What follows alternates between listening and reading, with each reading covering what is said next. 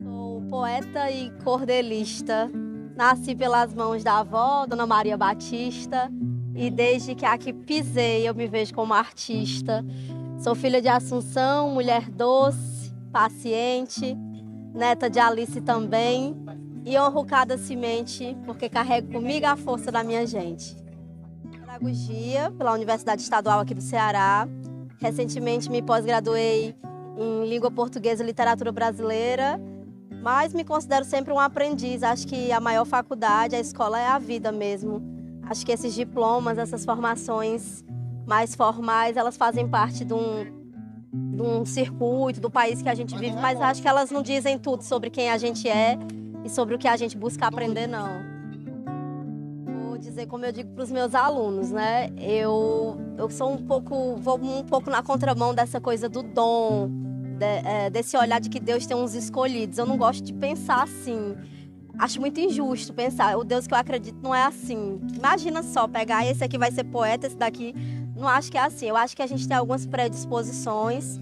E ter nascido num lar de poesia, né, sendo filho do Rouxinol e tendo uma mãe e um pai leitores, com certeza me influenciou muito. Mas acho que a gente se faz poeta, né?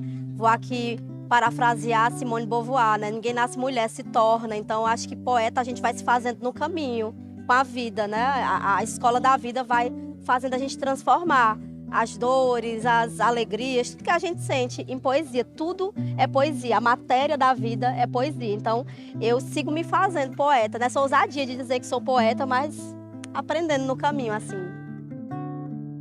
Cordel na sala de aula, eu procuro trabalhar ele em primeiro lugar como fruição, como prazer. A gente vive num momento em que as pessoas, às vezes, com muita vontade de trabalhar o cordel na sala de aula, ficam estimulando as crianças a produzirem cordel. Eu acho um tanto problemático, porque como você vai ensinar o que você não sabe? Muitas vezes o professor ele quer que a criança ou que o jovem produza cordel, mas ele não sabe produzir cordel. Então, o ideal para a gente chegar nesse ponto é que primeiro o jovem, a criança, ele tenha um contato por prazer, pela vontade de ler, pelo encantamento.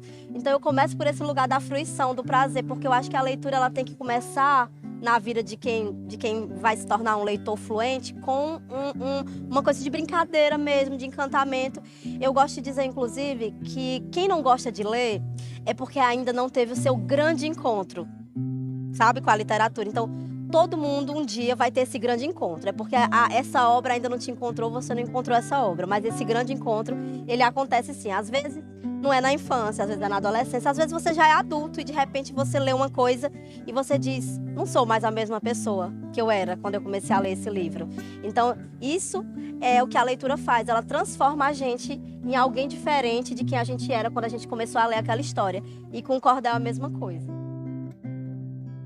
Hoje ele é citado pelos principais documentos que regem a educação no país. Então, os parâmetros curriculares nacionais têm o cordel como instrumento poderosíssimo na educação.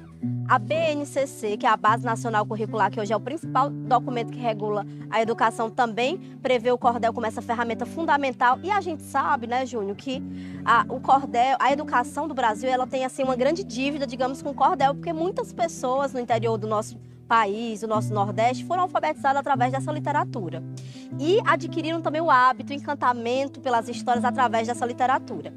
Eu penso que a gente tem algumas conquistas, a gente precisa ser otimista. Primeiro, esses documentos que eu citei, trazerem o cordel citando, mencionando como essa ferramenta poderosa, isso é uma conquista. Depois, em 2018, a gente tem o Infam, colocando essa literatura como patrimônio material, é outra conquista. Mas o que é que a gente precisa entender? O que é que significa algo ser tombado, algo ser considerado patrimônio, né? Quando se trata de um prédio, a gente tem que preservar, tem que cuidar daquele prédio, não pode mudar a pintura, né? Tem que manter ele o mais próximo do original. E quando é algo que é intangível, né? Como o cordel, algo que está, né, ali no imaginário, é a mesma coisa. A gente tem que cuidar para que isso não morra. E eu, assim, não tenho... Acho que todo mundo que está consciente do percurso do cordel não tem medo nenhum que o cordel morra, porque cada vez mais a gente tem pessoas mais jovens escrevendo essa literatura e propagando essa literatura. Eu fiz 30 anos esse ano, mas desde os 11 eu publico cordel, ou seja, fazem 19 anos que eu estou nessa caminhada. E quantas crianças e jovens já não passaram pela minha sala de aula? Quantas pessoas anualmente não passam pela minha sala de aula virtual? eu faço uma série de cursos. Então, eu penso que a gente precisa ter, sim, políticas públicas que possam fazer com que esse estudo do cordel seja implementado dentro da sala de aula. Para isso, talvez a gente precisaria ter uma instituição mais forte no Brasil, de cordel, para lutar por isso. Porque a gente sabe que tudo que se conquista nesse país não é fácil, não é? Então, a gente, assim, de forma prática, eu vejo que a gente precisaria ter uma instituição forte que pudesse propor ao governo, né, uma implementação mais organizada do cordel nas salas de aula. E como que seria essa implementação? Com os cordelistas na sala de aula, com quem produz essa literatura, aliada aos professores, porque aí ia pegar quem produz com quem tem a pedagogia para poder tornar isso didático e as crianças unirem essa coisa da fruição que eu falava antes, com também técnica, porque a gente sabe que a gente vai descobrindo poetas, né, dentro da sala de aula. Então, eu acho que é por aí, é uma discussão longa, complexa, acho que daria para fazer um programa inteiro discutindo, porque são muitos vieses, né? Mas eu acho que é por aí. Precisava primeiro ter uma instituição forte, articulada, para poder reivindicar com o governo essa implementação.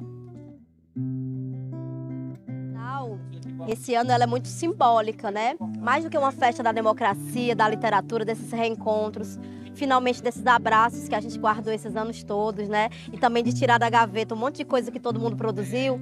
É uma festa de resistência. Num ano em que nós temos um governo que não investiu nada em cultura. Num ano em que a gente teve um governo que preferiu investir em clubes de tiro do que em bibliotecas. Então, quando a gente fala de resistência, é porque a gente fez acontecer da forma que era possível.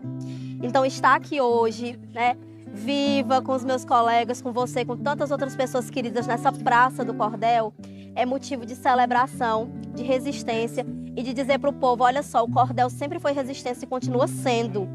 Mesmo durante essa pandemia que nós perdemos tantos, perdemos poetas, né? Nosso querido Arievaldo Viana foi um dos grandes nomes que se foram. Nós continuamos aqui resistindo, fazendo poesia das nossas dores, das nossas alegrias e ofertando para vocês. Eu gosto de dizer que os poetas são, acima de tudo, generosos, porque eles não têm o egoísmo de esconder a sua arte. Então, aqui nessa praça, a gente encontra essa generosidade aqui em todas as bancas. Os poetas compartilhando as suas histórias, as suas artes, o seu sentimento. Então, foi de extrema importância essa festa, que a gente encerra aqui com muita alegria. E é uma festa de resistência. E sou muito grata de poder estar aqui junto, nessa ciranda com vocês. Gratidão, viu, Júnior?